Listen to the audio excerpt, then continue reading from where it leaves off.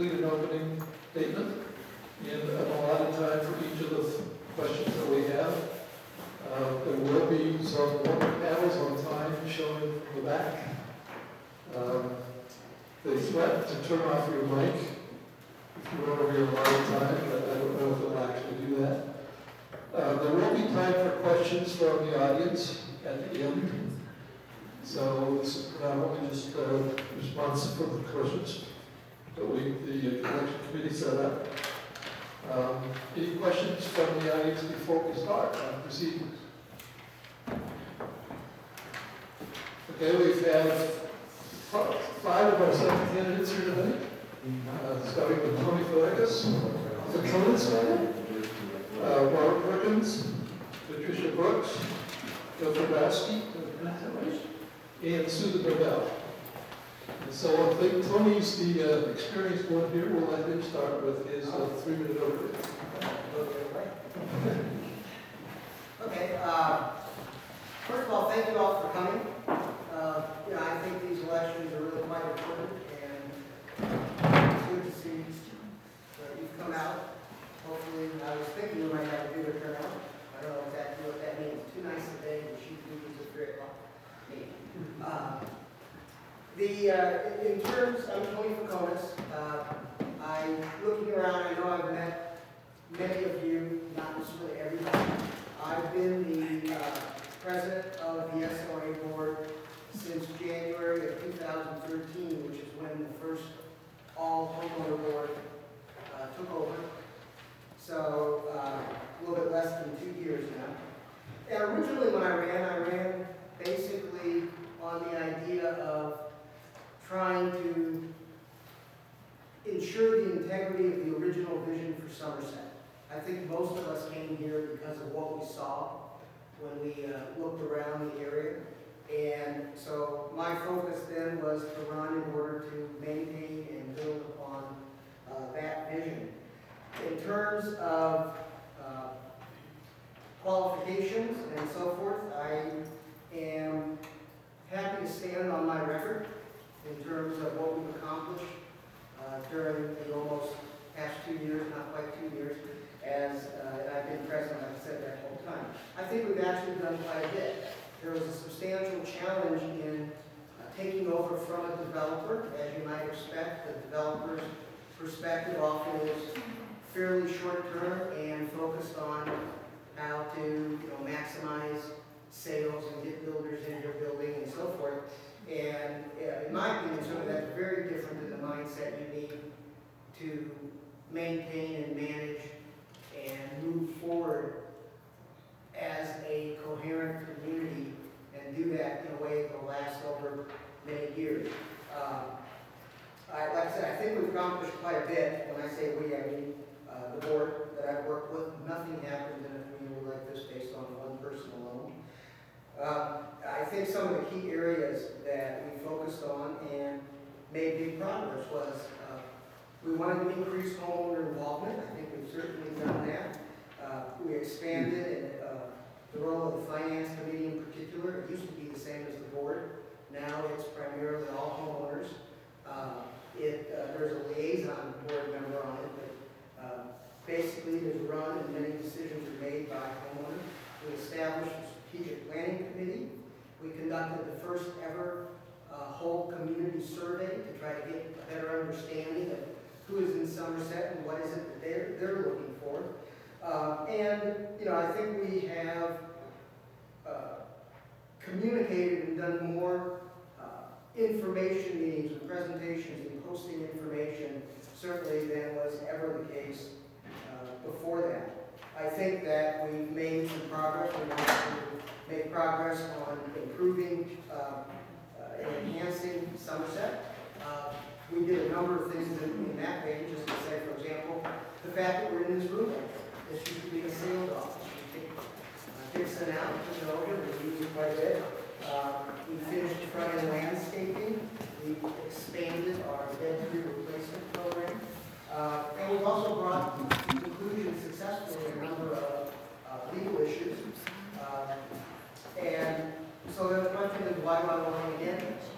And it was a tough decision for me, but I really really don't want to leave things, there's a few things very important to me that I want to finish, and I saw my little time sign come up, so maybe any questions I'll be ready to close on. He gave me the red sign. Hi, my name is Bob Perkins, and I'll be running for the Somersett Owners Association Board of Directors. I've only been in the community for about 2 years. The board that has the responsibility now, I think they're doing a good job. They've come a long way from just the 2 years that I've been here. I can see a difference that's happened. But I think there needs to be, we need to take it to the next step. There's some other things that need to be done. I think I'll be coming on the board with new ideas, since I haven't been on the board before. I have quite a bit of experience, probably 30 years in management, working for the federal government, in private industry. I worked for a major airline, managing hundreds of people, multi-million-dollar budgets. So I know how to control money, because you know airlines, they squeeze every nickel to get out what they can. So, you know, I'll be able to help with that. I want to have an open door policy, so that if there's any issues that need to be resolved, you can come to me and I will bring it forward to the board so that we can discuss it. And one of the big things that I've seen has been going on almost a year is the golf course issue that's going on. I'd just like to get that behind us, move on, start off fresh, whichever way it goes. It makes no difference. We just need to get on with it. And we just need to focus on making this a better community for everybody. Some of the issues that I see that need some more focus on, I'd like to see a safety committee. There's a lot of safety issues that I see. Since I was in aviation safety for 10 years, I can see things that need to be taken care of, mitigated. I see some landscape issues. There's a lot of water being wasted. You can drive through the community and you can see the water running down the street. I mean, there's a water shortage. Why are we wasting water? So we need to take care of that. And I see a communications issue, not among the board talking to the people, but a electronic communication. There needs to be a central point where everybody in the Somersett community can go to get all the information. Right now, we don't have that. I'm in Sierra Canyon, and I can't even find out what's going on in Somersett. I can't even get on the website. So, you know, that's some of the issues that I'd like to address. And my time's up. Thank you.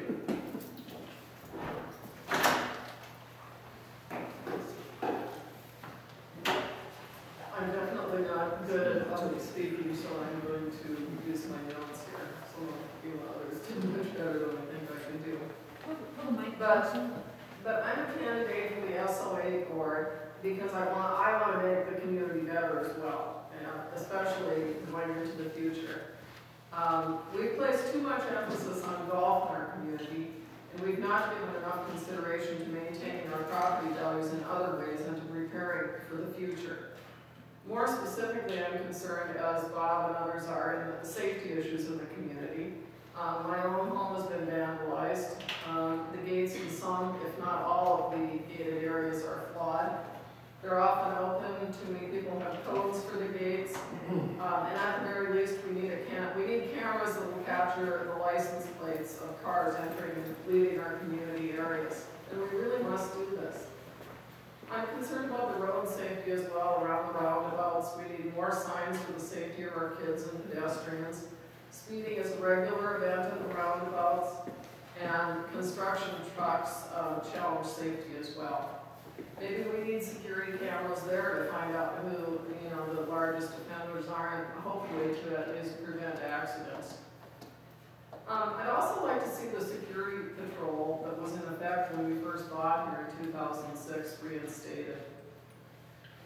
I am worried about our ability in the event of another downturn in our economy to meet our financial obligations to the bank if we purchase the golf course.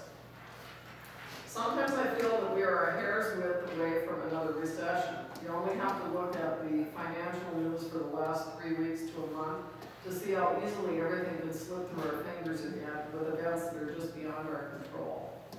We need to hope for the best, but of course prepare for the worst, and I don't feel like we really prepared for the worst. During the last 2 recent recession, we had about a 30% drop in collection of homeowner dues. Since our loan for the golf course would be secured only by our collected fees for the General Commons and the Canyon 9, which we all pay for, the bank would have first dibs on any funds that we take in to pay for the golf course loan. I feel that we should not be taking this risk and making this purchase. I would not invest my own money this way. I feel that the whole issue of homeowners paying for the private golf club has been very divisive and that we do need healing. Everyone agrees with this. The question is whether or not the purchase agreement as is will bring this about. From what I can deduce as a layperson reading this agreement, I'm not even certain exactly what we are buying. I believe we would be better off not voting for this agreement and letting someone else buy it. After all, whoever buys it must maintain it as a championship golf course, and it will never go brown.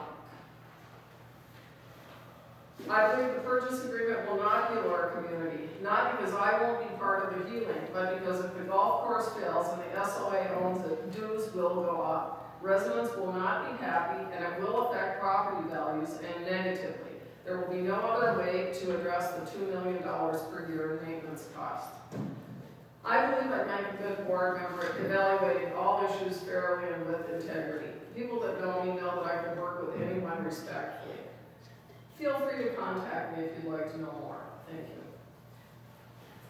Okay. Joe? First, my thanks to the committee for hosting this event, and thanks to all of you for your interest in being here today. Which brings me to my first campaign promise. If I have anything to say about it, we will not hold one of these meetings for candidates during a 49ers game.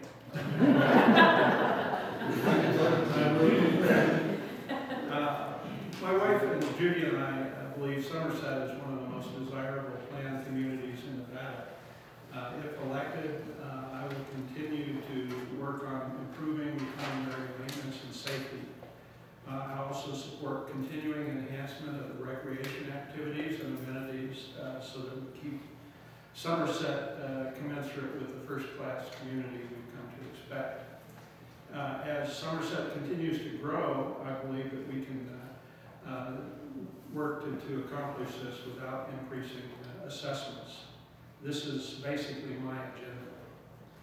I believe that meetings should be conducted in an efficient and business-like manner, that all matters should be considered with an open mind, but first after a motion has been made and seconded, and that decisions after open and unbiased analysis should be based on the merits of what is best for the overall community.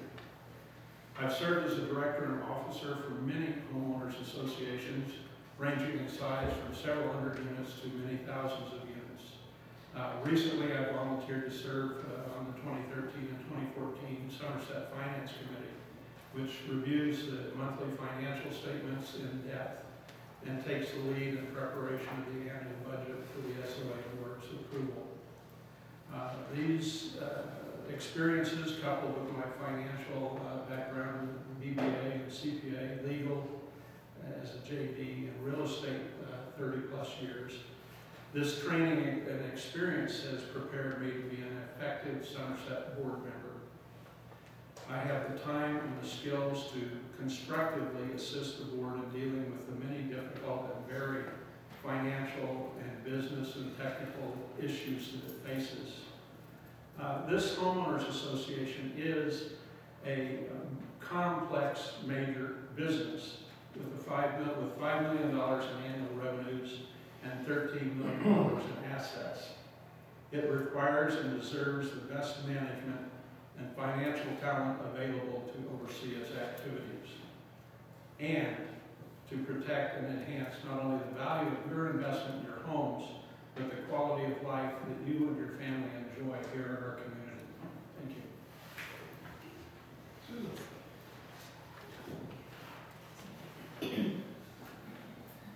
Thank you. I feel honored to be here. My name is Susan Nobel, and my husband and I purchased our home here 4 years ago. We remodeled it. We lived in Dallas at the time, and 2 years ago we were able to move here full time with great excitement of actually being in this community. My background has been challenging and very diverse. I have been a college professor. I was in the cable television industry for 18 years, and I have been with AT&T for over 20 years now. During those 40 plus years, I have taught communications, public speaking, and journalism. I have marketed cable television, local toll, you remember when you had local toll, and operator services. Yep, I even marketed that. I have launched Cinemax, that tells you a little bit about how old I am since it's been around forever. Long distance, Uverse, and most recently I have been launching mobile payments to your phone. I have been challenged with many multiple cultural changes because I have worked for a company that started as Pacific Bell, went to SBC, and then all of a sudden became AT&T once again. I have moved 19 times as an adult, so I know how to pack a box, if any of you are interested. And my husband and I, after 19 moves, have chosen to pick Somersett as our retirement community. I have worked for a joint venture of 3 fierce competitors, AT&T, Verizon, and T-Mobile, and just try to get them to agree to anything as a whole. But we did, including putting the joint venture together, launching what was called ISIS, unfortunately, and now has been called Softcard, and moving forward with that joint venture. One thing that has always remained constant, though, throughout my career is I listen first. I encourage diverse thinking amongst my team members. I sit back, listen, open up their heads, try to see how they are thinking, and take all of that into consideration as we are building strong teams. And then we come to the best solution for the greater community. That is what I want to do as the board member of Somersett. Thank you, Candace. Now we'll go into the questions, and I believe you were all given copies prior to, so just for the benefit of the audience, we'll read the questions. How much of your time do you believe a board position will require on a weekly basis? Which of the following committees do you envision contributing to community standards, finance and budget, communications, strategic planning, community activities? And do you see a need for any other additional committees? And I think we'll keep this to 2 minutes on this section. We'll start with you, Bob, if that's okay. It's fine. Since I haven't been on board before, I really don't know how much time will be required. I figure probably 5 to 10 hours a week, depending on any major things that are going on, which will probably take more time. I think that I could give some input and be of help on the Community Standards Board, or strategic planning, or on the communications. The committee that I think that is lacking, I think we need to have some kind of safety committee, either a standalone or incorporated into one of the other committees. Some of the issues that I see in the safety issues are the bike riders. The bike riders are out of control. We live on Delta Webb Parkway, which is downhill. Speed limit is 25. They do 40, 35, 40. I mean, they're flying down there. You go to back out of your driveway, you look, and then all of a sudden they're there. You know, it's dangerous for the bike riders, and it's dangerous for the cars. I'd like to see something done on the TCTC, the crosswalk out here. Some kind of, like they have down in Reno, safety walk signs, you push it, and a yellow light, so the people that's coming flying off of the traffic circle know that somebody's coming across the crosswalk. Something needs to be done with that. And I don't like signs, but I think we need to have some more speed limit signs. Like here again, Del Webb Parkway, there's really no sign. I think it's 25, not sure, but I think that's what it is. I just think that safety needs to be considered as one of the issues. And that's all.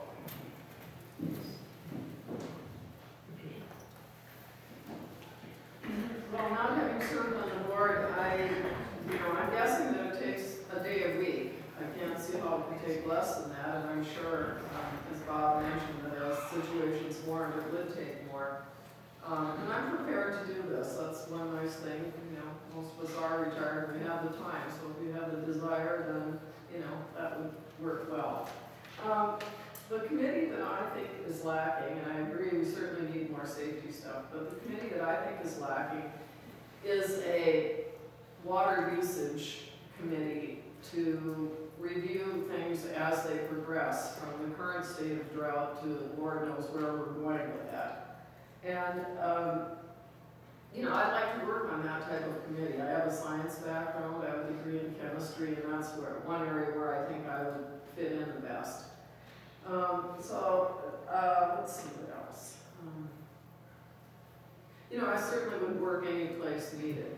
That would not be an issue. But, other than what Bob said about the safety, I like the water usage thing. And, I know this sounds like maybe something we can't consider right now, but I often have thought about a golf course that was a desert style, that didn't have as much green as we have now, that was landscaped in a desert manner, that was unique, and that would actually attract people from other areas of the country to actually come and play it.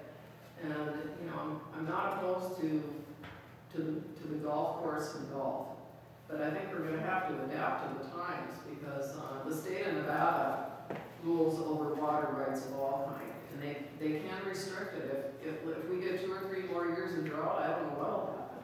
So anyway, those are my suggestions.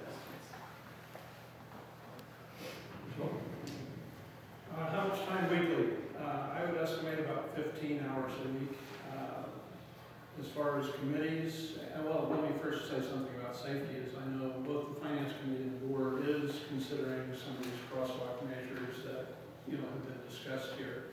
But personally, I would like to continue on the Finance Committee, keep in touch with the budgeting, the annual audit, the reserve studies, the reserve fund investments, debt management, collection of delinquent accounts, and long-range financial planning. I'm also willing to serve in other areas where my skills are a good fit, such as dispute resolution, mediation, oversight of legal counsel and or consultants, and dealing with any real estate contracts that we might consider, most particularly the lot that we considered for purchase here in the town center. On an annual basis, the association spends over $400,000 on water and over $600,000 on landscaping. I definitely believe there is a need for a landscape committee, hopefully comprised of mostly residents who are master gardeners. I believe that this committee, working together with staff and the professional consultants, can significantly improve the results we are getting while remaining under the $1 million that we are currently spending. There are many things out there like weather sense technology advancements in irrigation that we need to be considering, but we also need to have a group of qualified people assisting us in considering these technologies. Thank you.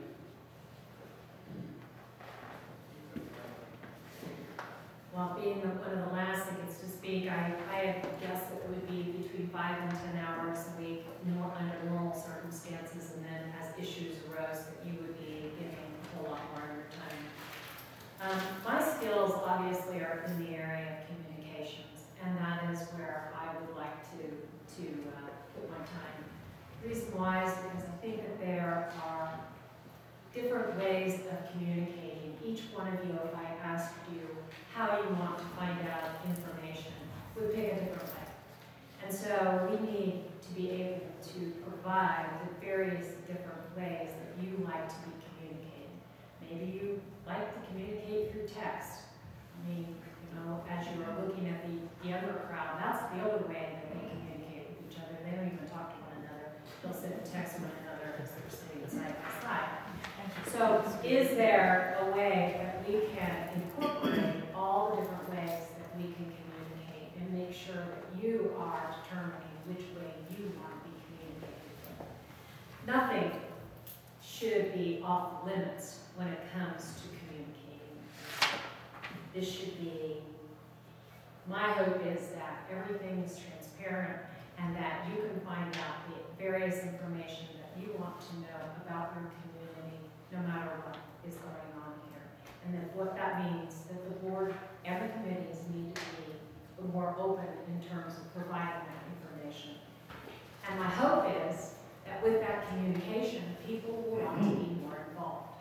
Because this is not a one-way street. It is not a board that can do everything. It is all the homeowners, not all of them, but many homeowners getting involved into their community that we love so much. Tony, you want to add a sense of reality to this type of Yeah. Okay, well, I can talk specifically about the president position in terms of time commitment. I have been spending most weeks between 35 and 40 hours a week on this stuff. Some weeks more, a few weeks less. In terms of committees, I currently am the liaison to the Strategic Planning Committee, and I'm also on the Community Standards Committee. Those are time commitments too, some real time goes into those. In terms of additional committees, my view is this. First of all, there are some additional committees, but I would put the first priority on getting the existing committees to work even better. I think we've made some great progress in terms of getting homeowner involvement and having more control over things, but I think there's a lot that can be done. And the Communications Committee, as Susan was just talking about, absolutely true. We need to get a better way to be able to communicate to all residents. Right now, we can only reach a subset of residents by anything other than a full mail, which is quite expensive. The Finance Committee, we've made some real progress in getting them involved, particularly in overseeing some of the bigger contracts like landscaping. There's quite a bit more that can be done there, and I think the budgeting process can be made a lot more rigorous than it is now. In terms of additional committees, I would support Safety Committee, landscaping. I think that a Facilities Committee may be very useful to basically get a better handle on buildings and stuff, and especially as the community gets bigger and possibly has more facilities in the future. So that's kind of my view. I would focus on the existing ones and then add selectively to that. Okay, thank you. Just before this next question, I just want to remind everybody that there is this vote going on right now. And please, if you have not, please get your ballot in. Encourage your neighbors to get their ballots in. We would like to have this vote accomplished before December. So the next question, and I'm going to put back 30 seconds I stole from the last question for this, so there's 3.5 minutes on this one. There's been much discussion with regard to the agreement between the SOA and the SGCC. If the proposed purchase agreement is approved, what is your position on how the SOA will govern this relationship? In the event the purchase agreement is disapproved, what is your position on continuing relations with the SGCC? We'll start with you, Patricia. Well, I'm going to go to if it's disapproved first, because that's the simplest. If it's disapproved, we go about our merry ways. And we see what happens. If it is approved, my feeling is that we need, probably quarterly, but this could be, subject for discussion, but updates on the financial health of the golf club and the course. And of course, this is necessary because if the golf club does default, let's just say files for bankruptcy, I'll just put it right out there, files for bankruptcy, The SOA has definitely additional financial and management responsibilities that need to be planned for. And, you know, there are various maintenance obligations that need to be reported upon, like the water pipe maintenance, I forget what the term for that is, but in any event, all of this needs to be reported upon at a regular interval, because if anything goes wrong, the SOA assumes the responsibility and, you know, also assumes the management responsibility. So that's my comment. I'm fine to work with whoever on whatever happens, but we need to plan for the future. We can't just leave it to chance and hope for the best. So that's my comment. If the purchase is approved, basically you would deal with it in accordance with the sale and leaseback and the other agreements. Other than, you know, just from the relationship between us and SGCC, other than collect the rent, there's not a whole lot for the association to do. I believe there should be a constructive relationship between the two boards. For example, I would hope the country club would be open to listening to comments that the association might have regarding the construction and design of the clubhouse. Also, the board, I think, would want to ensure that Somersett owners receive the benefits that are outlined in the agreements. I don't see the association having any other financial dealings with the country club beyond what's contained in the agreements. But lastly, I think, as Pat has mentioned, that the board would want to have a plan B, which is if the country club does not succeed, we should be prepared to implement a Coughlin Ranch style green belt and look at possibilities of reconfiguring the Canyon 9 to utilize some of the easier holes that might become available from the golf course. In other words, integrating both the Canyon 9 and the golf course into one 9-hole plus a green space. And that's not to say that you couldn't consider leasing to another golf course operator, but I think you definitely have to have the green space plan ready to go. And it's not going to happen overnight. They're not just going to come in one day and say we're closing tomorrow. So while I think you have to have the plan B in place, you are going to have some time to implement it. As far as if the purchase is not approved, what is my position on continuing relations with SGCC? I'm not in favor of any community access lease as has been done in the past. It's not at all clear that all elements will still be available in all elements of the deal. Mainly that's the developers' reverter rights, which are a key aspect of this deal. I really dislike the animosity that's been created over this. For me, it's not personal, it's a business decision. Does it provide value for the owners and for the future of the community?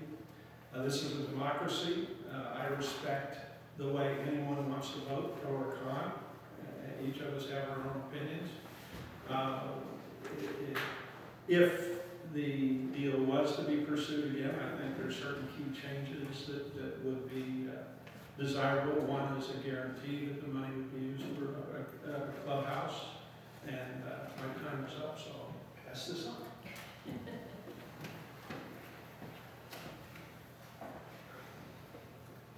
I'm like Joe. I really regret that there has been so much animosity when it comes to this decision. I think we all know when we purchased this, there was a golf community here, and so that is one of the things that we have to take into consideration as we move forward. If it succeeds, I would vote for a liaison between the two entities so that there is a lot of communication in terms of somebody going to their board meetings. But the question itself kind of begs the question, and that is, what would you do to govern this relationship? I'm not sure that the agreement allows for governing in a true sense of the word, and that may mean managing. You in your own mind may think of it as managing that agreement as well. I think that carries with it some of the liability that the SOA is trying not to carry with it. So how I see this is there needs to be a liaison, and that means that that person has to be there to communicate the plans, to communicate the successes, to communicate the concerns, and make that both vice versa. You have to be able to have that open communication between those two entities as you are trying to build success for the future. That is what I believe this agreement is all about, is the success of the future of Somerset. I certainly do not want to have Somerset become like Northgate. And I certainly don't want the city to step in or the county to step in all of a sudden and be the ones that purchase it and then assess all of us at a rate that is much greater than anything that we would pay in this agreement. So everyone wants the beauty of our community kept the way that it is and enhanced as we go forward. It's really a shame. We looked at Somerset years ago, and then we were moved to Texas, so that never transpired. But now we're back here again, looking at the beauty that has happened with Somerset. But if it doesn't, then I think that we need to sit back and do some contingency planning, because we need to know what we're going to do for watering, for maintenance of our 9-volt course if there's no agreement between the two entities. We need to determine what homeowners want in terms of access. And I particularly like going up to the grill and having something to eat up there. But most importantly, if it fails, what happens, especially if that land reverts back to the developer? We need contingency plans in place so that we know exactly what we're going to do in that case.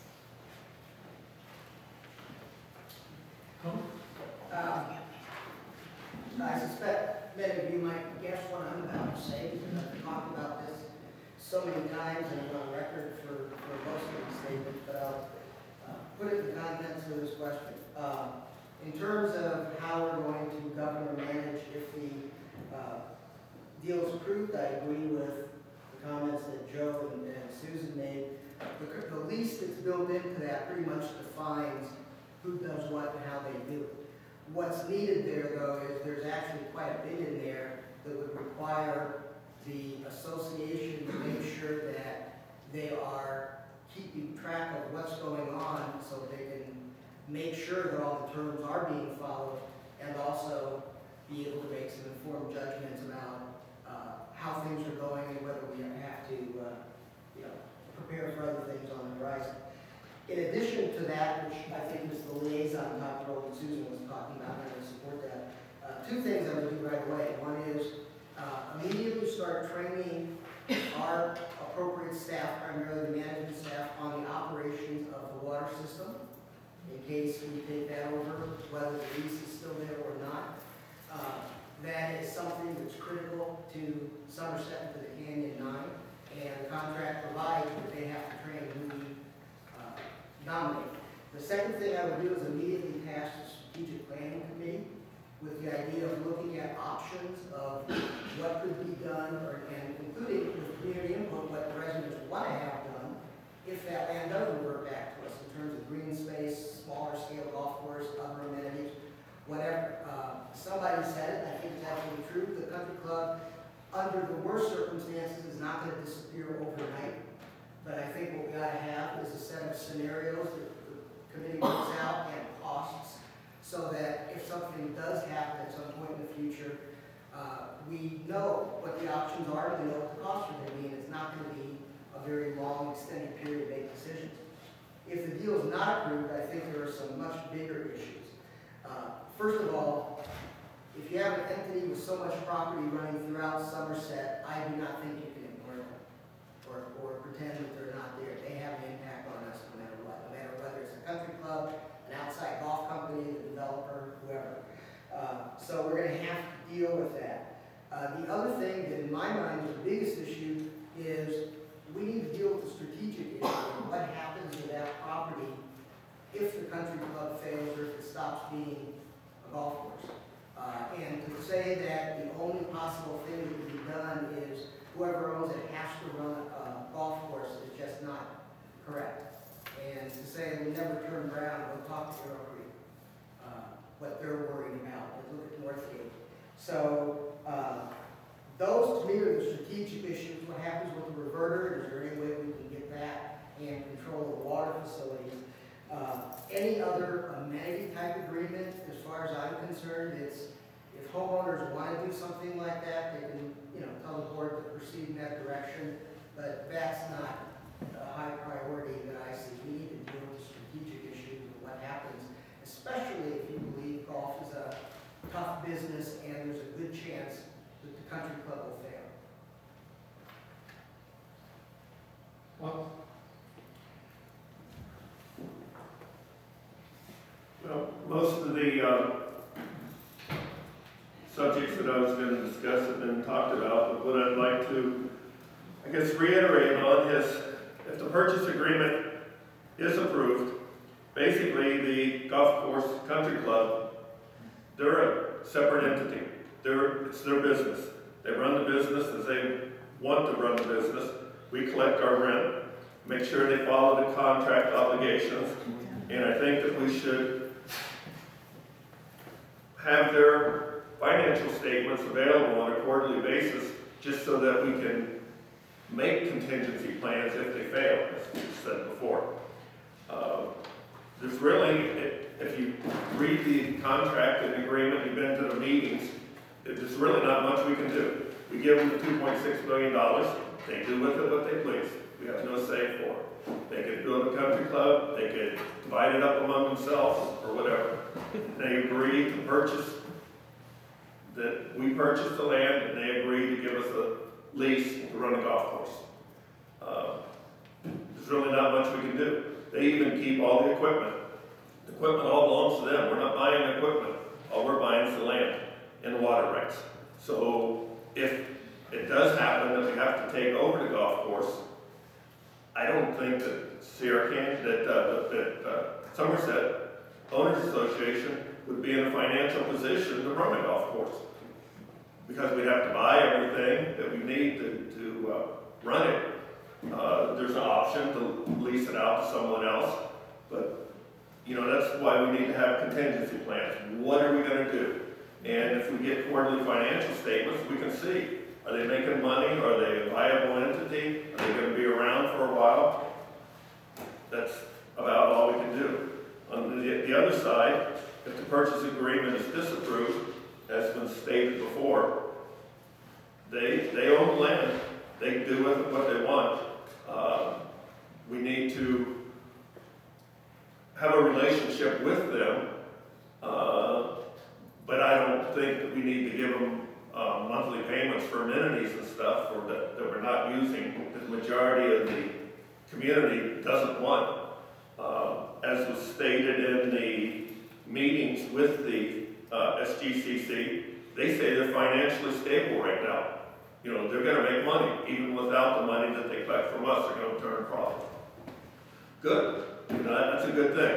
If that's what's going to happen, that's a good thing. But no matter what happens, one way or the other, the Somersett Owners Association, the Board of Directors, needs to keep an eye on what's going on financially, so we can have contingency plans, something to fall back on. It's like was stated, all this land running through our community, we have no control over it. Worst thing that could happen, well, maybe not, it depends on what you people think. Some of this land is buildable. It could have more houses built on it. It's not in the HOA. That's a separate land there. And if the city of Reno would make a change to the agreement that was made, they could build houses there also. And since I'm out of time, thank you. Please. Okay, that was good. for the audience here, just remember that we've been in this ownership position ourselves for just 2 years. So this board is really facing some pretty strategic positioning issues for us for the next, 5, 10, 20 years in the future. So we're going to rely on these candidates to put us in the right spot. So with that regard, some of the next questions are here. Do you feel any portion of the Somersett community is over or underserved with regard to amenities or services? What suggestions would you have?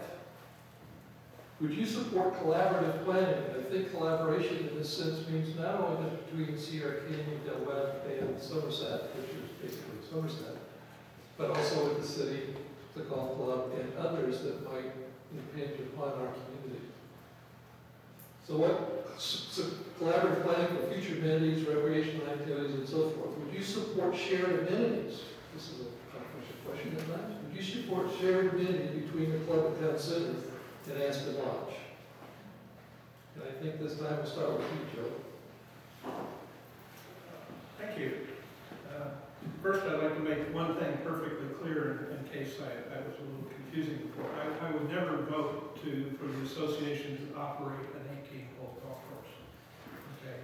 When I spoke of some reconfiguration of 9-hole, it was absolutely keeping the 9-hole 9 holes, and I would never suggest that this Somersett Owners Association go into the golf course, 18-hole golf course business.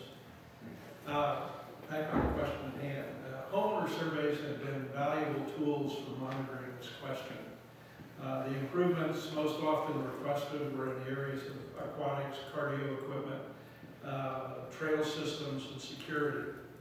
I'm in favor of making improvements in these areas, and I am in favor of the association acquiring a vacant lot in the town center to allow for expansion of this lodge facility. Because there does seem to be needs in the area of aquatics and in the areas of expanding the workout and exercise facilities. Monitoring complaints is another valuable tool for evaluating this question. The one example is the pace of growth of new homes in several of the neighborhoods or villages.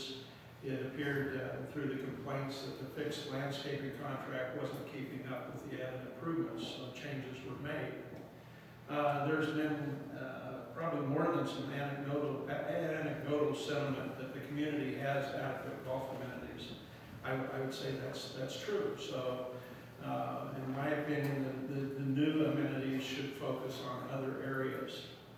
I'm not aware of other portions of the community feeling under or overserved. I do believe that long-range planning and periodic surveys should always be tools for measuring and responding to changing preferences over time. With regard to shared amenities with Sierra Canyon Aspen Lodge, I'm not opposed to the concept of shared amenities.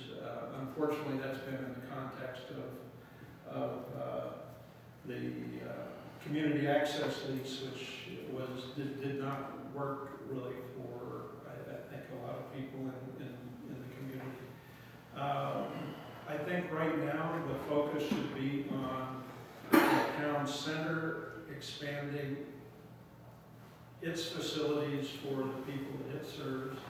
And I think that Aspen Lodge needs to focus on expanding its facilities for the residents that it serves. Long range, I think shared facilities are fine, but right now I think we have, capital concerns in both associations that need to be addressed more urgently. Susan. This is truly a multifaceted question in my mind. It has a lot of need for further research and collaboration with homeowners. When I lived in Chicago, I lived in the downtown area, and my job suggested that I get more involved in the community. So I adopted an elementary school that was literally I met a principal who had just taken over that elementary school about a year earlier. And when he showed up for his first day of work, there were parents at his doorstep going, "What are you going to do about this failing school?" And he looked directly at them and he said, "I'm not going to do anything. We're going to do something about this." And I loved him for that. And I gave a considerable amount of my volunteer time to this school that ended up succeeding. Now this is downtown Chicago, remember that. Succeeding to the point that people wanted to move into our community so that they could go to this school. And I learned a lot from him. He motivated not only parents and teachers, he motivated the community myself included, and most importantly, he motivated those kids that went to that school. So I think that we need more of a complete view, just like he did. I haven't lived here long enough, or I haven't seen enough from all the community members to tell me what are the right answers to this. As a marketer, I know that we need to send out surveys. We need to get more information. Again, go back to the idea that if you send one survey, you're going to get a certain number of people that are going to answer that survey, and that's all the information that you're going to get. But we have a demographic community that's made up of snowbirds, renters, young families, families with teens, empty nesters, retirees. We have a lot of reasons why people purchased in the specific areas that they did, whether they went to the Del Webb because they wanted certain things from that Del Webb community versus the Somersett community. I know we certainly did. We looked at both sides of that. And as a marketer, I can't make decisions based on a small amount of input. And that's where all this communication comes in. And market research comes in, perhaps, so that we're getting more of an idea what the majority of the community really wants from this community.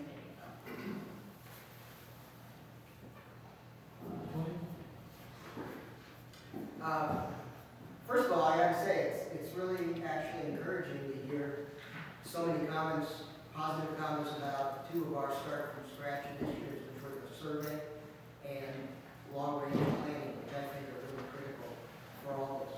With regard to the question, I think all parts of Somerset are underserved. And I'll go back to something I said the very first time I ran, and that is the idea that we should only have amenities that everybody uses, I think is wrong. I mean, how many people here use the daycare center or the basketball court? Okay, I think that to stay a top quality leading community, planned community, we need to constantly be looking at how to add and improve the amenities, how to do more different kinds of amenities that are for even more people to use. And with regard to the suggestions, the collaborative planning and between Somersett and Sierra Canyon, this part of Somersett and Sierra Canyon, I'm going to answer all those together. I am a big fan of collaborative planning. I think that we absolutely need to build on what we've done and make strategic planning and long-range financial planning much stronger function, so we have a basis for figuring out what we need to do and when we need to do it, because you can't do these things on a year-by-year basis, which is the way budgeting has always been done in Somerset. Collaborative planning I'm all in favor of, both outside of the community and particularly between Sierra Canyon and the rest of Somerset, and with the other two sub-associations as well, Village and View. We've got shared amenities. Canyon 9 is the biggest example of a shared amenity right now. We have talked about that. When we first started negotiating with the country club, we invited in the 3 homeowner members of the Sierra Canyon board. At that point, we were focused on new amenities. Just recently, we asked Sierra Canyon if they might be interested in participating, because we want to try to possibly get the lot over here, because it's the only place we can expand amenities right now in terms of flat buildable lots. I do believe, however, that collaborative planning should be collaborative and not forced. So if Sierra Canyon, for example, doesn't want to participate, which is what they said about the lot, I'm all for that. I don't think we should try to impose as a master association on them. But there are other things. We've talked about off-leash dog parks. That could be a shared amenity. We've talked about community gardens. That could be a shared amenity. Indoor pickleball courts. I mean, there's a lot of things that all parts of the community may want, and I think we need to establish the communications to explore those. I don't believe in forcing anybody to participate if they don't want. As far as the areas being underserviced, I agree with Tony. The whole Somersett area is being underserviced, especially in the landscaping and aesthetics area. As was mentioned before, we spend almost $1 million a year for our water and the gardens. As far as I've seen, and I've talked to other people, I don't know exactly what the contract says, but no matter what the contract is with the gardeners, they need some oversight. I don't see anybody watching them. They do what they damn well please. And when I bring it up to people in power, they say, well, you know, here's the way it goes. There's a Cadillac plan and there's a Volkswagen plan. All we can afford was a Volkswagen plan. Well, you know, I don't agree with that. Money's money. We spend the money, we should have oversight on where it goes. We have wasted water, we have areas that's not even getting water. You can go through it, you can see the dead grass, you can see the dead trees because they're not getting water. You can drive down the street and see sprinklers that the heads blew off and you got a geyser that's been like that for 2 or 3 days. You call somebody, nothing seems to get done. So there should be somebody that has oversight over this big contract and see that we get our money's worth. As far as collaboration, all the subgroups in Somersett, they should get together and talk over what they can do together and what works for them and what doesn't. And like Tony said, they can't be made to do it. They need to agree with what they're having. And I think there's a problem with some of the, the question is, should we share amenities between the club and town center and Aspen Lodge? Well, there's some issues there. I know with a lot of people in Somersett, they want to come use the indoor pool in the wintertime. That's fine. However, Sierra Canyon is an adult community. That means it's an adult community. Children can come use the facilities at certain times, but it's not open season. There could probably be something worked out, but the reason that people bought in Sierra Canyon is because it's an adult community. Don't want to be stuck up or whatever, because I'm from Sierra Canyon, but that's the way it is. That's all I have to say.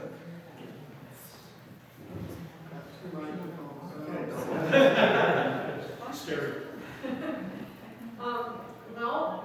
We can dream. And the reason I say that is because if we get stuck maintaining the golf course, we are not going to have the funds for these amenities.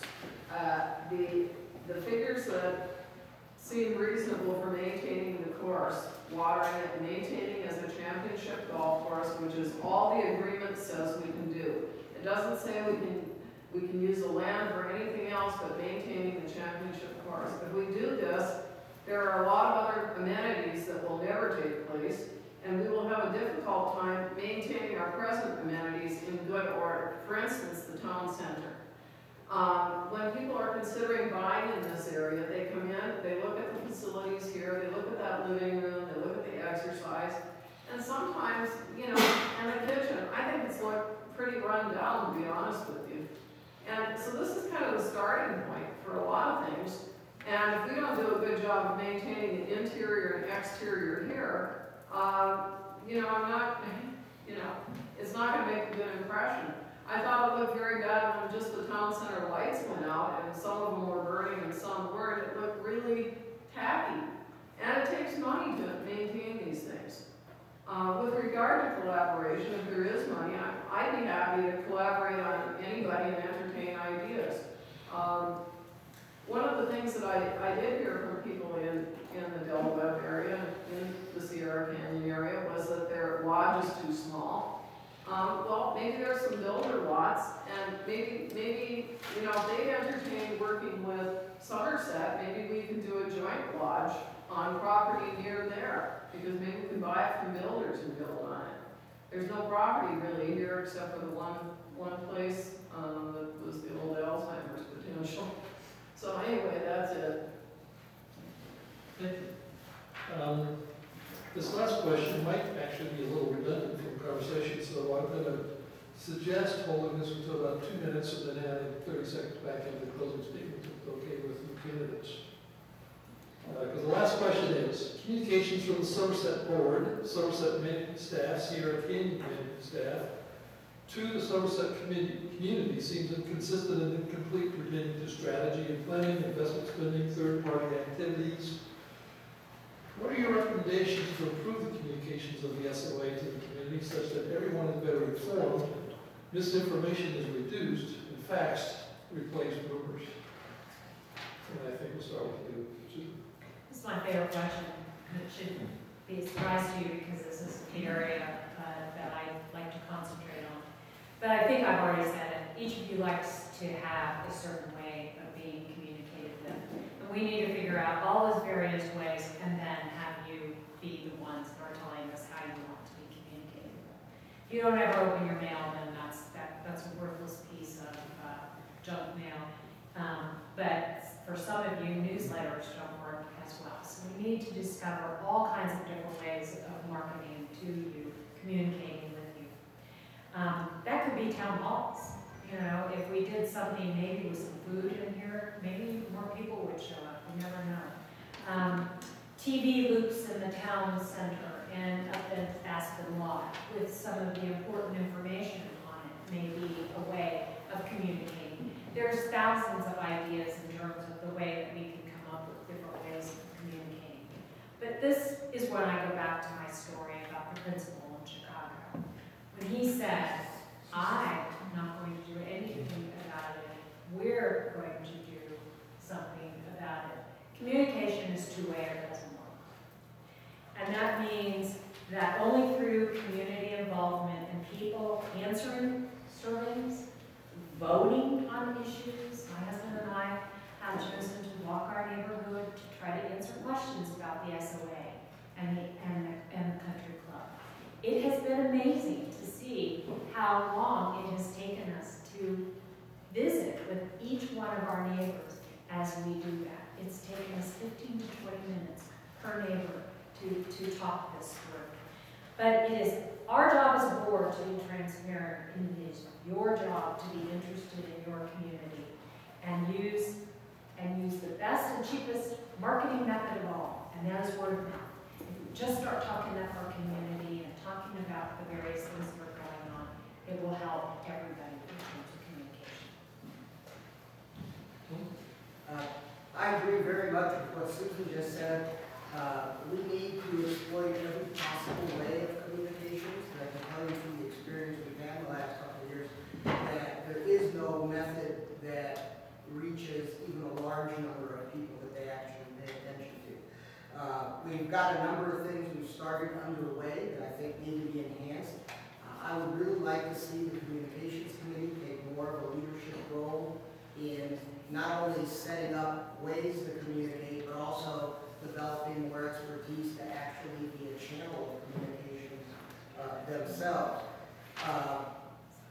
They did have a pretty big effort to update the email list because we found many of the email addresses that weren't current, so that's ongoing right now. They made some great strides in that. We also found that we really need to upgrade the system. We've got 3 different databases in the community that don't talk to each other. And there is money in the 2015 budget to try to address that. That's one of the special projects. I'd like to see some sort of discussion forum or something like that, or bulletin boards or whatever, added to our website so that, either by a conflict of interest or whatever's any way to characterize it, people could talk more back and forth and put out ideas and make it easier to communicate amongst themselves as well as with the board. So I think those are some of the ideas that we've got going, and I think we need to keep it going. And because I think this is critical. If we can't get good information out, and if people can't get good information back to the association, it's really hard to plan effectively and to in fact do what people want to do. Well, I agree with all that's been said, and I would like to see better communication starting with the cheapest way, mail being the most expensive. The cheapest way is a website that everybody in Somerset can get to. I'm in Sierra Canyon. The other day I tried to get on the Somersett website.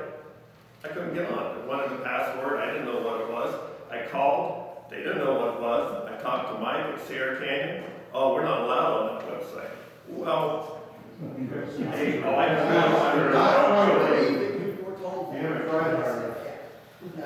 But when you go to the people who're supposed to know what's going on. But anyway, the website should be a place to disseminate information, and it also should be a question and answer so that a question can be asked, somebody from the board or has authority can answer it, and that would get rid of all the rumors that are going around. The rumors on this golf course deal are so out of sight. I mean, you go one way, you go the other way. The whole, unless you went to the meetings and got the real truth, which not everybody did, probably 20% went to it, you don't know what's going on. But if it's on a website that everybody can see, you can ask your question, you can get a real, true answer, then everybody would know what's going on. Because rumors is what kills a lot of stuff. I guess that's all I have. My time is up. Well, the agreements are posted on the website, and they're in black and white. And the devil comes in the details and the ability to really interpret what you see there. So I'm not sure how you really interpret legal documents as lay people looking on the website. It's tough. I really liked Susan's suggestions of communicating with people on a method they prefer, and she's absolutely right. We have a lot of young people in our community that prefer a text to, hey, check out the member website. There's some information on this, or some method that they pay attention to, because apathy is difficult to address. And I think her ideas were really great, and otherwise I think everybody's kind of covered the communication area. The other thing we could set up, though, would be a help desk for people that want to get onto the website and for various reasons can't make it work for them. That should be open so everybody can get on, everybody that has a computer.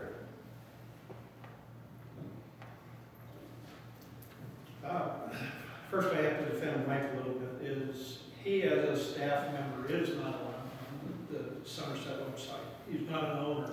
Obviously, anybody that is a Sierra Canyon owner is also a Somerset owner. We're all allowed on the Somerset website. But I'm not sure exactly how that question and answer period went. I think I hate to be a candidate, a new candidate in a position of defending a little bit what the status quo, but the website postings are reasonably good. They've started to include the con as well as the pro. There's been a recent letter from the SOA attorney on the golf course agreement that I think is excellent. He's put his reputation and his liability insurance on the line that answers some of the questions that have been raised today. I'm not sure that the truth is an elusive thing, so sometimes it's in the eye of the beholder. Attendance at meetings, I think, is crucial. All our meetings virtually are open, with the exception of the executive session. But I mean, the committee meetings, the board meetings. What do we have here today? We have 1% of 2,500 owners. 1%. hopefully some people are going to view this online, but it's back to what Susan, I think, said. It's not what is the association going to do for you. It's, you know, it's we. It's personal responsibility. You have to access this information. I'm going to have to cut this short because I'm out of time. Basically, I'm running for this position to become an instrument of collaboration and communication. By serving on both the Sierra Canyon Board and the Somersett Board, I intend that the two will talk to each other directly at every meeting. I just, probably the one other suggestion I would have is that our forums, when we do present something like a contract, that it be a moderated forum with the pro and con at the same time. But the moderation is important, otherwise meetings that get out of control are not good either. Thank you. Okay, thank you, committee, candidates. I think I would second the last comment about participation. 2,500 homes, we have 25, 30 people here. We, both the election committee, as a board, as whatever, need to do a better job of getting better participation across all of our activities. And I think that's incumbent upon, I see these faces at every meeting I come to. It's incumbent upon us to some extent, and not just the board. So we have to get off our duffs too, maybe to some extent. So with that commentary, we'll go to closing statements. Going to add another 30 seconds back into the 2 minutes you were promised. And I think we'll go start with Tony. Thank you. I started with the legal statements. I'm easily dissuaded. We'll start backwards. We'll start with That's fine. Susan. So during my opening, I said that we had moved 19 times.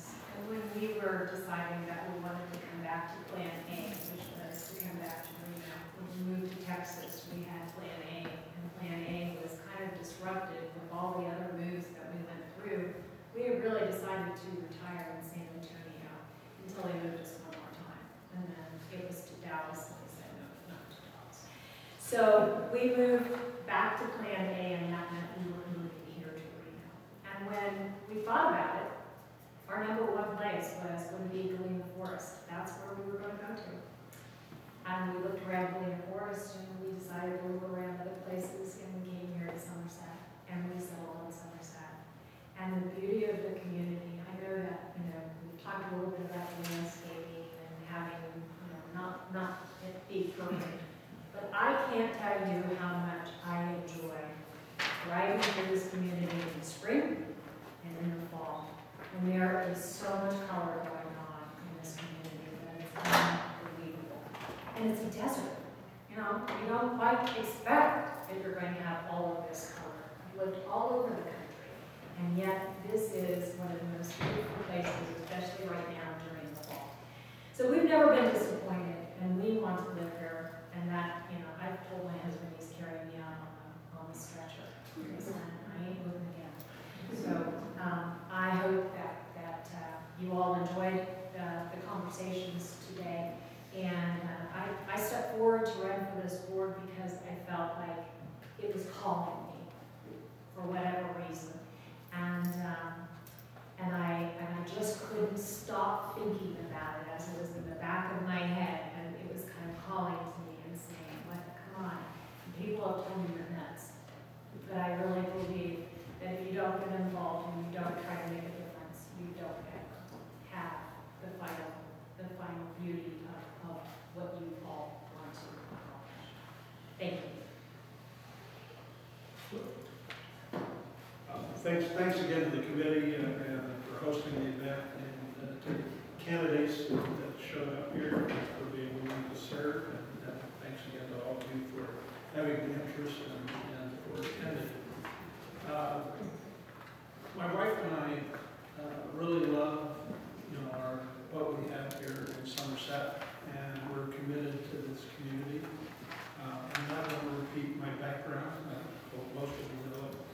I will repeat that this homeowners association is a complex, major business. with the $5 million in annual revenues and $13 million in assets. And I hope that this afternoon I've shown you that I have the manager or financial talent to best help oversee its activities and to protect and enhance the value of your investment in your homes and the quality of life that you and your family enjoy here at Somersett. I respectfully request your vote and thank you for listening, and check out my website, joeforsomerset.wordpress.com. Thank you. Well, to all of our fellow residents, please know that I am very sincere in wanting the best for our community, even though I have expressed a currently minority viewpoint. My husband and I own 2 homes here in the community, one directly on the golf course in my own point. And I have no desire to see the golf course fail, and I harbor no malice for those that golf. But I have every desire to see that homeowner rights and funds are zealously guarded. I have every desire to see our board function with transparency and rule of law. I have every desire to take actions as a board member for the enhancement of property values. I want to be part of taking us from a developer-influenced board to a true homeowner board, where homeowner issues are really the main focus of our activity. I believe that this requires looking into and preparing for the future, both in good times and bad. And if elected, I will be a watchdog. Thank you.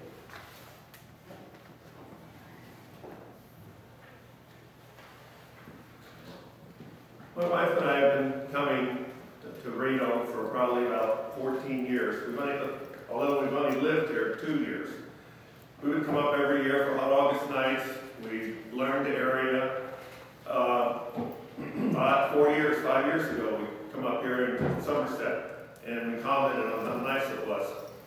At the time, I was working, wasn't time to retire yet, but as things moved along and we kept coming up every year for hot August nights, and we finally decided, you know what, we want to live in Somersett. It's a nice area to retire to, nice people. Reno has nice people.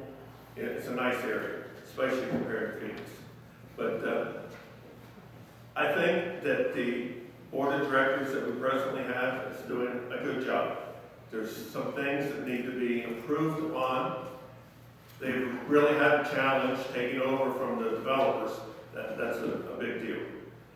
I think that I can offer my years of experience in management and budgeting and overseeing to make sure that everybody in Somersett money is used correctly, and there's oversight, and you get what you pay for.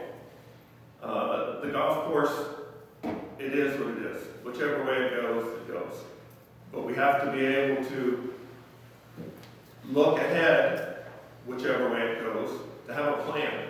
We need a plan. We just can't be going into this blind and think it'll run itself and we'll just sit back and relax. That's not going to happen. There needs to be some oversight so we can look after what's happening, so we can preserve our home values, and so everybody can get along. Right now, there's been quite a lot of animosity between the pro and the con side. That needs to go by the wayside. Everybody needs to work together to make this a better place for everyone so that we can realize the potential of Somersett. Thank you.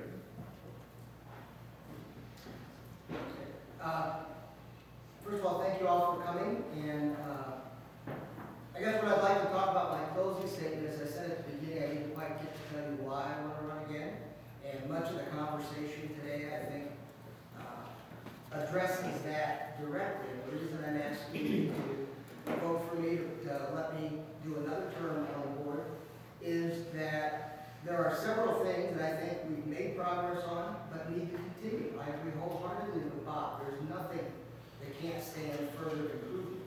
I think the board's done some good stuff in that regard, but there's a lot more to do. A couple of quick examples. The issue of water conservation has come up. I can tell you that the board has asked for information from groundskeeper for over a year now about replacing the spray sprinklers with other kinds of sprinklers that do not pick up water and blow it away in the wind.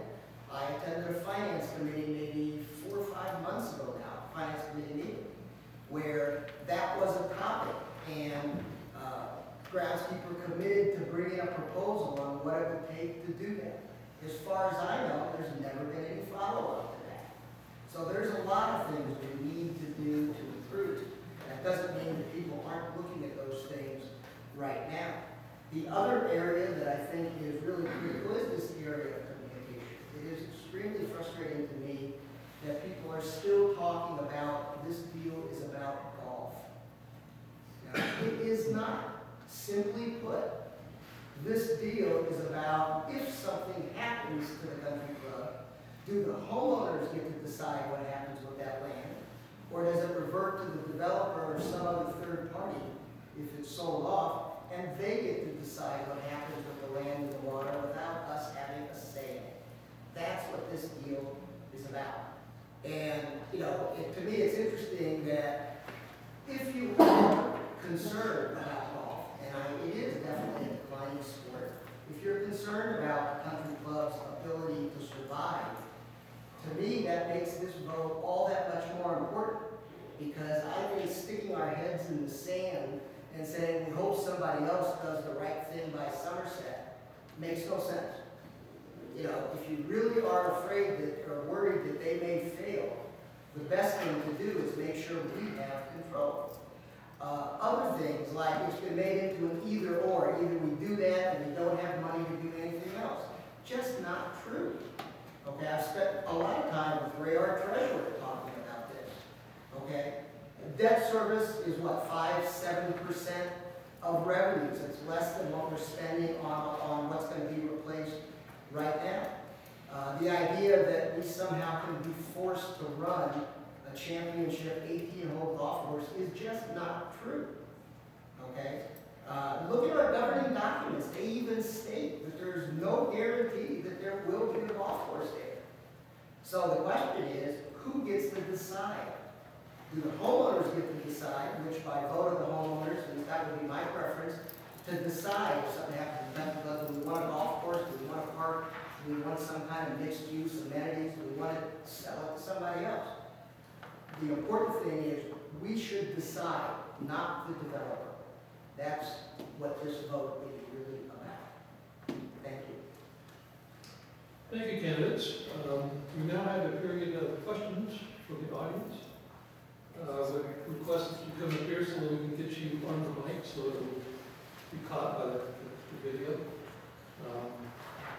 And we restrict the questions to about 30 seconds, the responses to 2 minutes. Where you can address questions to individuals or the group as in general. Are there any questions? I don't need the microphone. I have a question for Joe Kudrowski. Joe, if you're elected to the SOA board, what are your plans as far as your position, your seat on the Sierra Canyon? My position is that I will continue to hold my seat on the Sierra Canyon board. I do not see that as a conflict. I see it as serving on 2 boards. If there is a specific issue that is a conflict, I would recuse myself from voting on that particular issue. You don't see that as power in one concentrating? Not at all. They're completely 2 separate boards. There's no concentration of power. In fact, I see it as having an advantage. I'll give you an example. Last year, this association, TCTC, bought over $100,000 of fitness equipment, able to negotiate a significant discount. By being on the finance committee, I'm aware of that and can communicate with our people who are going to acquire over $100,000 of fitness equipment next year. And you know, by being able to pool this knowledge and bring the best practices from both organizations together both ways, I just see it as a tremendous advantage to both organizations.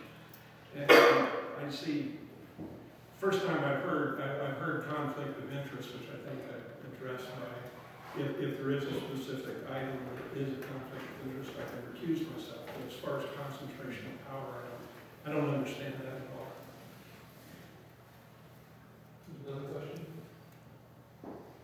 I have one that I'd like each one of you to answer, if you wouldn't mind.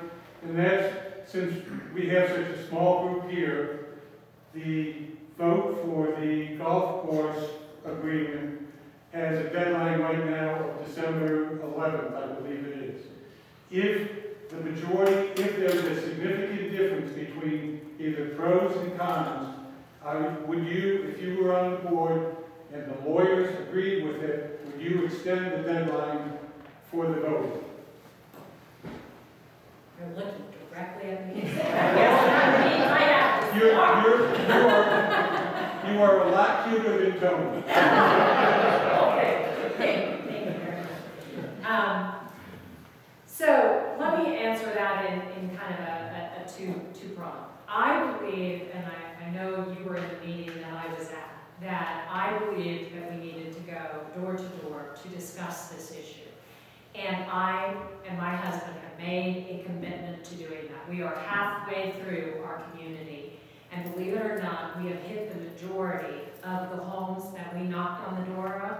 We have hit the majority of those homes and gotten a chance to explain what's going on. And I'm married to the most ethical man in the entire world, so I want you to know that we do not position it in any way other than to give the facts. That's how we do it. If they ask us how we voted, then by virtue of being asked, we tell them how we voted. So I believe that door-to-door campaign that has been put together is a true success story and has great chance, if we get good weather still, to help bring us over by December 11th. So we're about halfway. Depending on the way that you're looking at this, you're about halfway there. However, your specific question, I'll go back to that question. Yes, I would vote to extend the time frame for December 11th. It was a concern of mine when we had that meeting. One of the things I said, based on our history, how do we know that we're going to get this vote done in the December 11th time frame? I would vote to give it more time.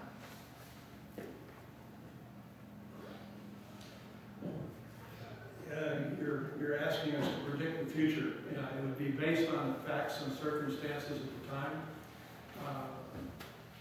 I can give you a rough gauge.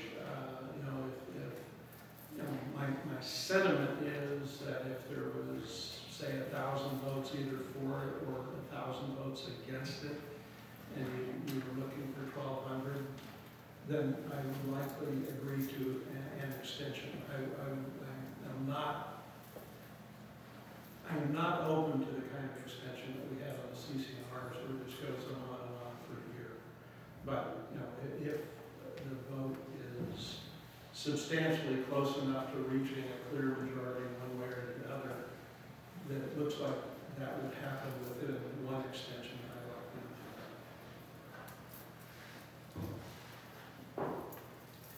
Well, I would agree with that, but I would mention this. Even post-agreement being approved, there's still a 90-day due diligence period, even after everything's approved by vote, during which the entire agreement can be canceled by the SOA for no reason whatsoever. And I suggest that this period would allow for answering a couple of currently unanswered questions. One of them would be, based on my own interpretation of reading the agreement, I'm still not sure exactly what we are buying. Whether we are buying land that we can make into something else later on if we want, whether we are buying only the rights to operate the land as a championship golf course. These are still questions, and they need further legal interpretation in my mind. And can we afford to do this if we slip into recession again? Can we afford to drop our revenues 30% and still make this happen and not suffer in any other way? So, there is still fallback. I don't think you answered the question. Was it yes or no? I did say, Well, if I didn't, I will say, if it's close, yes, because there still is a 90-day due diligence period after approval. Thank you. I would have to agree, if it's close, one extension, we're not gonna run a year long like the CCNRs. One extension, if there's not enough votes, 50 plus one, it's a done deal. It didn't happen, not election. Okay. This is a topic that the board actually discussed at great length and tried to get lots of outside opinions. If that was the situation, I would vote for an extension. Okay, this is, we've talked to the Ombudsman about this. We've researched on the Ombudsman's website. There's a Q&A forum. And the response was basically, not only is it legal to extend, it is the responsibility to extend, the responsibility association to get a definitive answer. The Ombudsman's position, that she told me personally, was she does not see any reason to assume that people who haven't voted would have voted either yes or no. There is an equal chance for both sides to prevail, and the preference that was communicated to us was continual election until either you get a majority in favor or a majority against, or if it's 51% to approve, then you need 49% plus one to block. Okay? It is important that we find out what people really want to do. So that's why what I've been urging everybody ever since we put out the ballot is please vote. Get your friends and neighbors to vote. Vote however you feel is the right way to vote. But let's get the votes in so we don't have to extend it. Because there's really, no reason to expect that the votes that haven't come in, that you know how they're going to vote. What we really need to do is get to the point of having enough votes come in so that any votes that don't come in could not possibly change the outcome. That's the objective. That's what the Ombudsman's office says, and that's what we think is fair. Any further questions? Sure. It seems that each of you have talked about the golf course and the golf course vote. There's been an awful lot of misinformation on that, and I think, Tony, since you have the most information, I'll address this to you. I've recently heard that in comparing the cost that we paid to take over the property of Somersett compared to the cost of Arrow Creek, that they can sell that course to a developer, to a new entity for about $1 million, and we're going to be paying $2.6 million. Are those comparable analysis, or is that misinformation? I've heard, if you're referring to, I've heard the same thing, that they bought the golf course out of bankruptcy for $900,000 or $1 million or something like that. That is incorrect information. Okay? Ever since they started facing bankruptcy down there, they have contacted us, and I've periodically been in discussions with them about what's going on, what they're doing, what we're doing, and so forth. Just as recently as I think week before last, I talked to one of the people who's on the Friends of Arrow Creek Committee, and I asked specifically, did you buy that golf course for $900,000? The answer was no. $900,000 was the first down payment. When I say $900,000 plus whatever the exact amount was, it was in that ballpark. That was the first down payment. What they had to do, and this is because associations don't move that quickly, they can't because of open meetings and stuff, they, I believe it was 30 or 32 owners formed a committee to try to get the course from the bankruptcy judge because they were very concerned about where it would go if they lost control of it. Okay, they assumed over $2 million in liabilities as the price of having the bankruptcy court award ownership to them. Of that money, roughly, as I understand, about $1.4 million of the debt they now have to pay off was for water. And one of the leading causes of that, and they had an independent operator, they sold the course to an outside operator. one of the major reasons they went bankrupt was because they did not have water. And their water bill runs over $1 million a year. So what they're doing is they're paying $2+ million just to get control of that with no water rights at all. So to operate it, they're going to have to come up with money for water as well as all the rest of the maintenance and so forth. Any other comments from the candidates? Yeah. Ray, you got a question? Sure. I guess I'm Ray Lee. I've served on the board for the past 4 years, and I guess I'm not addressing an issue per se. I'm addressing each candidate. First of all, I congratulate the 5 candidates that have come to speak with us today. I know that everyone has different commitments, different potential conflicts in terms of family obligations, travel, et cetera, et cetera. I'm going back to the very first comments or questions that had to do with time commitment. Time commitment is always something that is, as a board member, that everyone needs to be pretty flexible on and be willing to really serve. So my question, I know Tony, I know Joe, who have served on committees on board before. I know they've put in, let's say, the time commitment to really become knowledgeable about the issues within Somersett itself and spend a considerable amount of time working on Somersett issues. I've also, during the period of time that I've served on the Somersett board, I've also served on some outside community boards or advisory boards. So I'm asking the 3 candidates that are here tonight, are you really committed in terms of the amount of time that's needed to really make Somersett work? Because I'm going to say that I've even underestimated the times, the amount of time that is required to make things work and work as well as possible. So what is the time? I'm going to just tell you that just recently I've worked probably 3 days straight, 12-hour days on Somersett matters.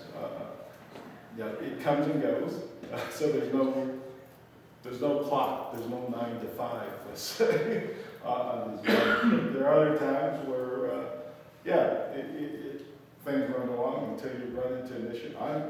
I'm a Sarah Canyon resident. I'm probably down here in TCPC much more than I am in Aspen Lodge because of the things that occur within Somersett that I feel I need to be involved in. Good. I'll answer first. First of all, the question is really kind of unfair to the people that have never served on the board. You know, we just take a whack. I don't know how long it takes, but for me, I'm retired. I've got nothing but time. And people that know me know that when I make a commitment, I stick to it and I get it done. And that's what I'm going to do. If I win the election, that's a commitment. Whatever it takes is what it takes. I'll second that. Really honestly, I don't think any of us would be sitting here and talking to you and telling you we'd be there for you if we weren't. So, I will be. I don't need that. And that was one of the greatest considerations that I had to give as I was deciding whether or not to go and put my application into this, was whether I was going to be able to give that commitment or not. I am not retired. In all fairness, I'm not. I still work for AT&T, but I do work out of my home. So I am committed to giving the time and energy to this community. Patrick? Yes. A few weeks ago, Tony, in your presentation in Aspen Lodge, you indicated that Somersett Development was not getting any of the monies from the golf course agreement. We were then talked about Section 3.9. It would appear that the only consideration that Somersett Development is getting for the release of the reverter rights and the water rights is the release of liability under the amenity agreement, is that, so if the vote is disallowed for the golf course, would you then go into negotiations with Somersett Development directly for those reverter rights? Well, let me answer that and say a couple things. First of all, even under 3.9, they are not getting release from all those things. Specifically, as we talked about in some detail, the SOA board has already investigated what are the chances of us actually winning that kind of a suit and even covering our costs. And it's not that we couldn't bring a suit against the developer, it's the chances of actually recovering are so small that more than likely we wouldn't even recover our legal costs, especially since, again, under Nevada law, we have to indemnify the previous board, which includes the developer who made that decision. So, from our point of view, we didn't give up anything that we were ever planning to do anyway. However, the developer is still vulnerable to a lawsuit from the Department of Real Estate or from any homeowner in Somersett. I don't think there's any chance of collecting. Now, with regard to the question of if the deal doesn't pass, I would certainly try to open up discussions with the developer to get, because to me, the reverter right is really the critical element of the entire deal, because that's what makes sure that we don't have to operate a golf course, or we can make the decisions about what happens. I'm not terribly optimistic about the outcome of that. Hopefully we'll be able to work a deal. I doubt that we work a free deal. I don't think he would do that. Because remember, if he wanted to give us the reverter rights, he could have done that from the very beginning. Just like if he wanted to give us ownership of the water distribution facilities, he could have given us ownership and then said we have to serve the country club. Instead, he did it the other way around. And the fact that he could have given us reverters and hasn't, I think realistically has to raise the question of why would he then give them to us just for the heck of it later. So, yes, I would try to get those. I think that's critical. But I think this was our best opportunity, is the deal that we have in front of us right now. John, the public? Yes, two comments. One, within the last week or so, the Somersett attorney has delivered a letter to the association, which is posted on the website. It addresses 4 issues that have been raised in many of these meetings. Is what are we buying? Does it always have to be a golf course? And the waiver, the value of the waiver and release of liability, and something else I can't recall. But if you want a very complete, detailed answer that an attorney has put his reputation and his liability insurance on, it's posted on the website. It's number 1. Number 2, this gentleman's question regarding concentration of power intrigues me. As a member of this board, I would be one of 5 directors. As a member of Sierra Canyon, one of 7 directors. Often, as one of 7 or one of 5, I feel relatively powerless. So I'd love to talk to you afterwards and see, what you're getting at with that question. But I still don't see concentration of power. Thanks. Any last questions? Oh, yes. Yes, I'd like to ask Pam if she's read that letter on the website. And if she hasn't read it, you should let her read it, and will she understand it? Well, I know I have not read it. I did not know that it had been posted. And yes, I will be reading it, and I don't know if I'll understand. I'm going to do the best I can. Jim? Yeah, I'd like to say this is somewhat of a loaded question for Mr. Thomas, but I would like to ask every board member this question.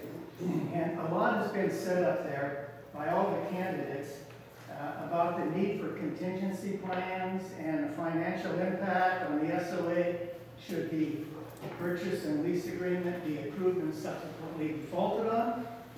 And my question is, as a board member, in circumstances like this, do you believe that these Plan B contingencies and evaluation impacts on the financial impact and all that sort of stuff should have been performed prior to releasing the purchase agreement for a vote, or at least in concert with releasing the purchase agreement for a vote? Everybody's got a blank look on it. In other words, to make it simple, should we have done due diligence in that area before rushing the purchase agreement? Seeing how you limited it to 30 minutes. Yeah, no, I'll be happy to address that. That question has come up before. First of all, here's the way I say it. We have done some contingency planning. You'll see the broad outlines of that on the website. It was answered back at the time of the LOI, one of the frequently asked questions. Okay,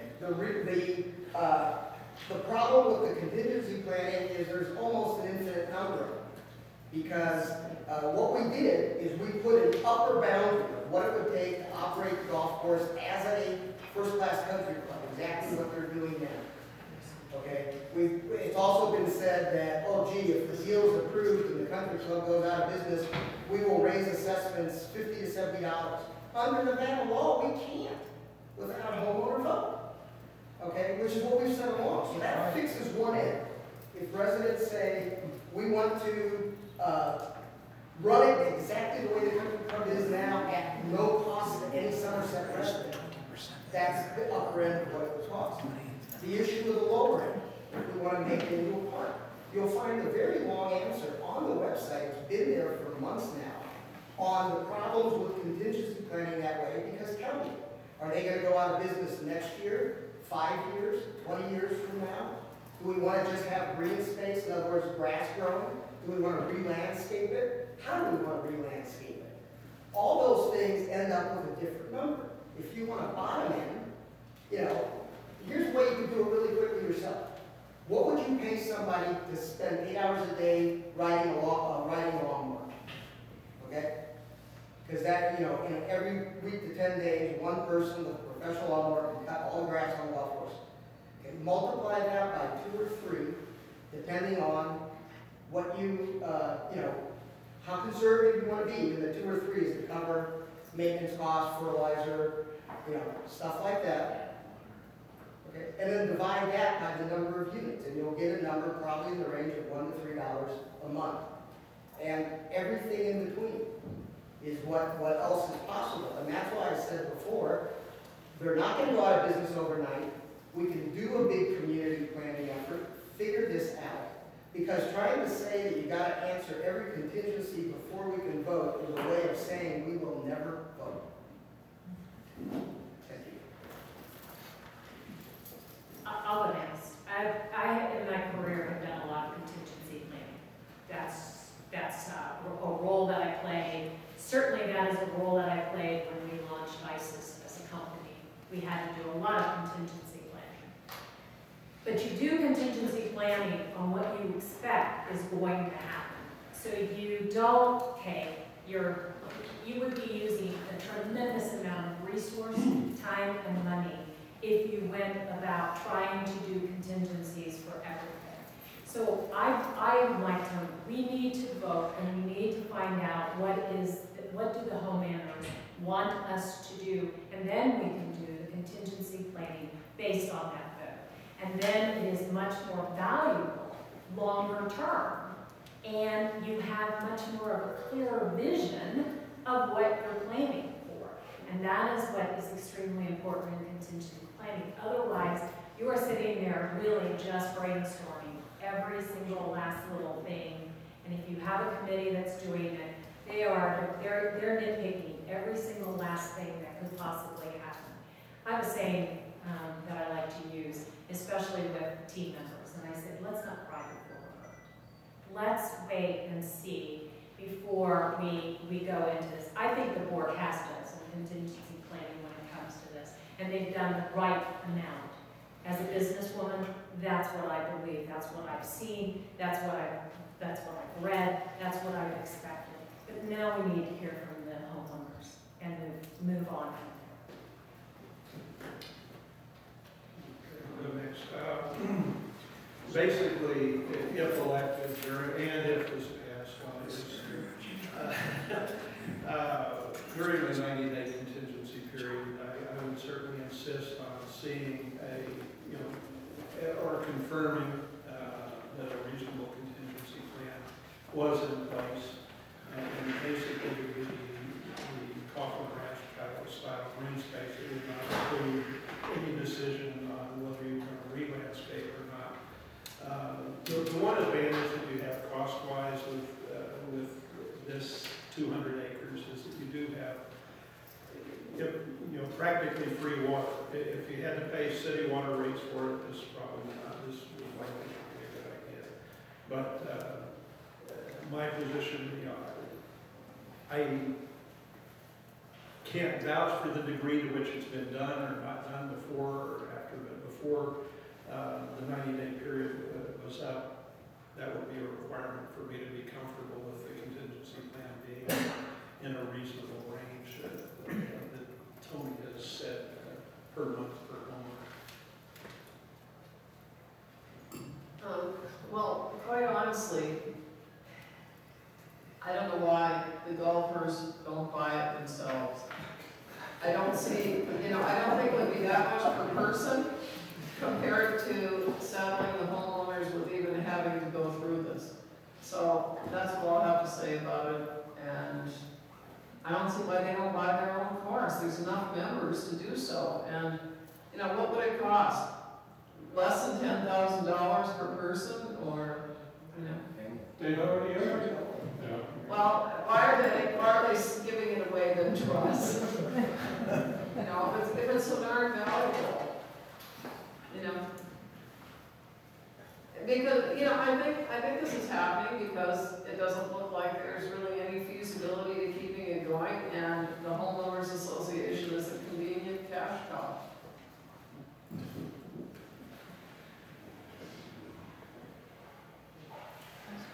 So I wasn't a member of the board when the decision was made on this golf course deal. I'm sure they did some research. I mean, they're not going to spend $2.6 million, give it to them to run it as a golf course, and not know if they're financially able to keep it up.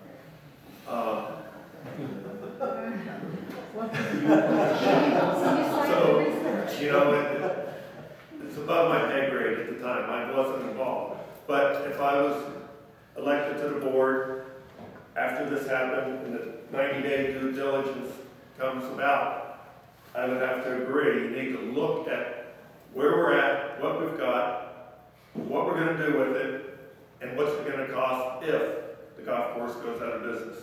The low end, the bottom end, and get input from owners. This is the cheapest, this is the highest, this is in between. What do you want to do? It belongs to the Somersett Owners Association now. What do you want to do with it? That's all I can say. We got time for about one more question before we get done. Yes. Question I have, the survival of the golf course, does it not depend on the number of members? If they lose a substantial amount of members, would that not be devastating to the survival? Is that a question to me? Just whoever wants to answer it. I'm not sure that's a question that they have information to be able to answer. I can answer it. Go ahead. Okay. Yes, membership is absolutely critical. They have, in the last couple of years, year and a half or so that I'm aware of, they've been fairly successful in building their membership. It's not about how many people do an equity buy-in, it's about how many people are willing to pay monthly dues. Okay, so membership is critical. But the truth is, I don't think anybody, whether they're in this room or anywhere else on the planet, quite frankly, can tell us whether the country club will, even if they're in great financial shape right now, whether they'll be in great financial shape 5 years from now, 10 years from now, 20 years from now. Okay, the fact about what this deal is about, okay, is removing the risk from the association of not knowing that. Because they may look great right now, they may have a great business for the next 5 or 10 years, and they may run on hard times after that. So the real issue is who's going to make the decision about it. If we get the reverter rights and if we own the property, we make the decisions. And so in essence, it removes the risk of the financial volatility of the golf business rather than increases. Right now, we face that risk. If we own that stuff and if we have the reverter, it removes that risk because then we get the control of what happens afterwards. Okay, last one. I think this is probably for Tommy. I would like to know who the lender is for the 2.66 or whatever fees. It's about 2.6 now, probably. Okay, and does Blake Smith have any connection to? He doesn't have any connection. I'm gonna ask actually Ray to answer that because he's talked to the banks. He's the guy who set that up, so he can tell you which banks he's talking to. I've actually talked to 3 different banks. When this deal was first being talked about, I approached 3 different banks about lending us the money to purchase the land, the water rights, and the water facilities. All 3 banks came back to me and said, yes, we would. They asked for some materials from us. They asked for our financial records, our delinquency rates, our audited financial statements from the past. And they asked for, what are you going to do? What are your plans? What are you going to do? So we provided, I'm going to say, they probably have a list of 20 different questions. So we provided them with the answers to that. So there were 3 different banks. All 3 said yes. One of the primary banks that we approached was U.S. Bank, who we have a banking relationship with. Another bank was Mutual Omaha Bank.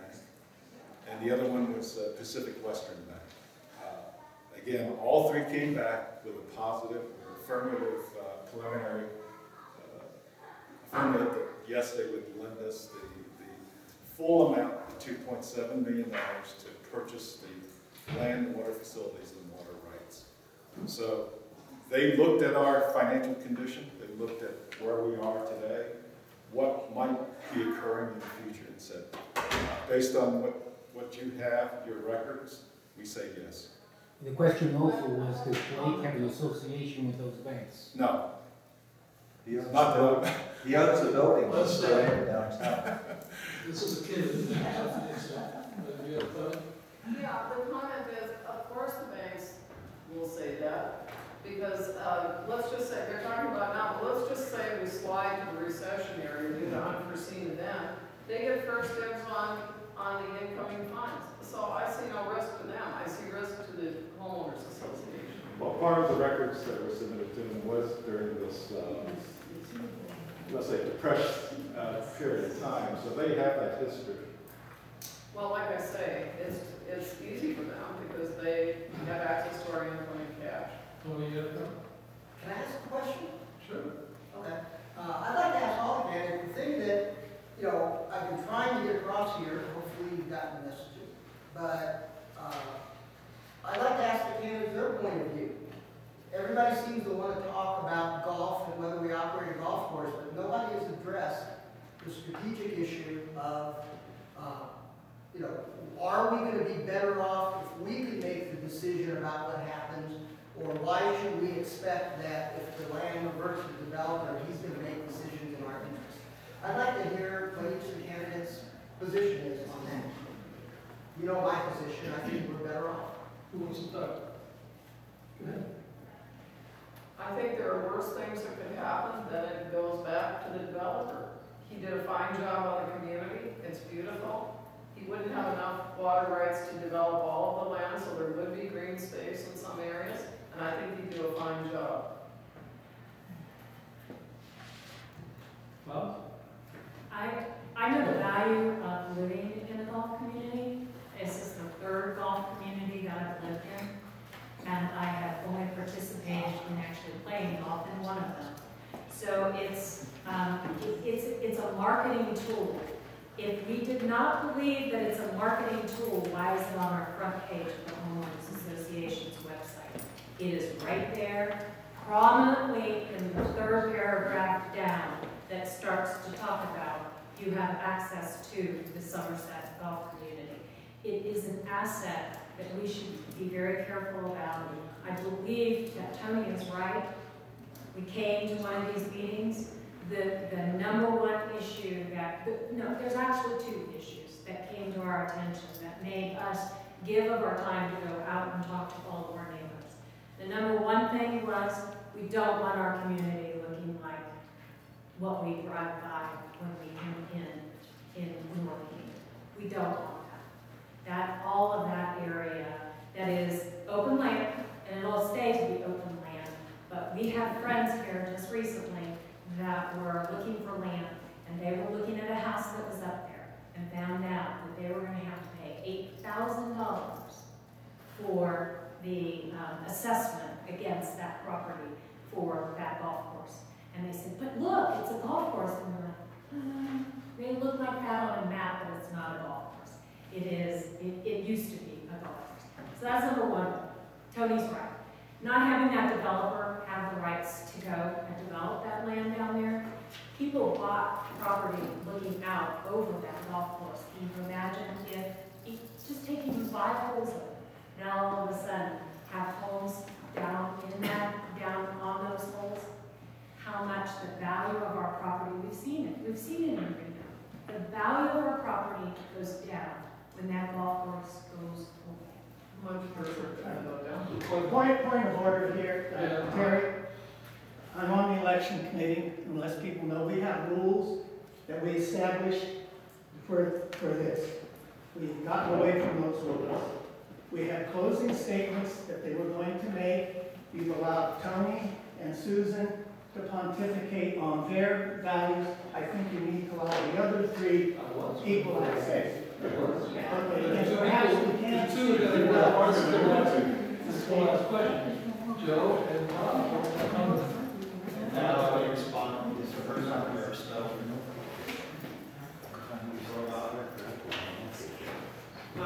First of all, this is not a personal decision for me. My sense is, there's animosity in some cases against Blake Smith, in some cases against the board, in some cases against the country club members, and probably vice versa. The country club members have some animosity towards the opponents. For me, it's simply a business decision. And I respect everybody's going to make this decision differently.